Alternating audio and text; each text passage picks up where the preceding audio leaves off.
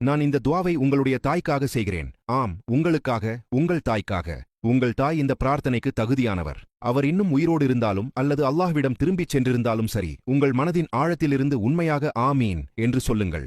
ஏனென்றால் உங்களது வலியை அவரைப் போல வேறு யாரும் சுமக்கவில்லை. அவரைப் போல யாரும் தியாகம் செய்யவில்லை. இரவின் இருளில் அவரைப் போல உங்களுக்காக யாரும் துவா செய்யவில்லை. ஆமீன் என்று சொல்லுங்கள். யா அல்லாஹ், மிகவும் கருணையாளனே, அன்பானவனே, இந்த வீடியோவை பார்த்துக் கொண்டிருக்கும் நபரின் தாய்க்காக நான் கைகளை ஏந்துகிறேன்.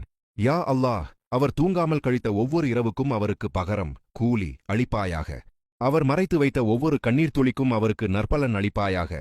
அவர் அமைதியாகச் செய்த ஒவ்வொரு தியாகத்திற்கும் அவருக்கு நற்பலன் அளிப்பாயாக. அவர் உயிரோடு இருந்தால் அவருக்கு நன்மையான நீண்ட ஆயுளை கொடுப்பாயாக. அவருக்கு ஆரோக்கியம், அமைதி மற்றும் பலத்தை வழங்குவாயாக. அவரது கவலைகளை போக்கி, பாரங்களை குறைத்து, அவரது உள்ளத்தை நிறைவாக்குவாயாக. அவரது வாழ்வில் பரகச் செய்வாயாக. நோய், சோகம் மற்றும் தனிமையிலிருந்து அவரை பாதுகாப்பாயாக. அவர் உன்னிடம் திரும்பி வந்திருந்தால் அவரது ஆன்மாவின் மீது கருணை காட்டுவாயாக. அவரது பாவங்களை மன்னிப்பாயாக. அவரது கப்ரை, மன்னரையை விசாலமாக்கி அதில் ஒளியையும் அமைதியையும் நிரப்புவாயாக.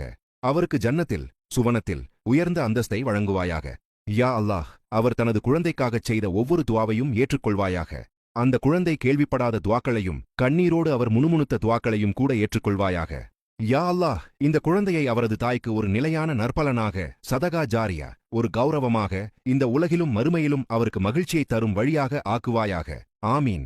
இந்த துவா உங்கள் இதயத்தை தொட்டிருந்தால் இதை மற்றவர்களுடன் பகிர்ந்து கொள்ளுங்கள். யாருடைய தாய்க்காவது இந்த பிரார்த்தனை இப்போது தேவைப்படலாம். உங்களால் சொல்லப்படும் ஒவ்வொரு ஆமீன் உங்கள் தாயின் நற்செயல்களின் கணக்கில் சேரும்.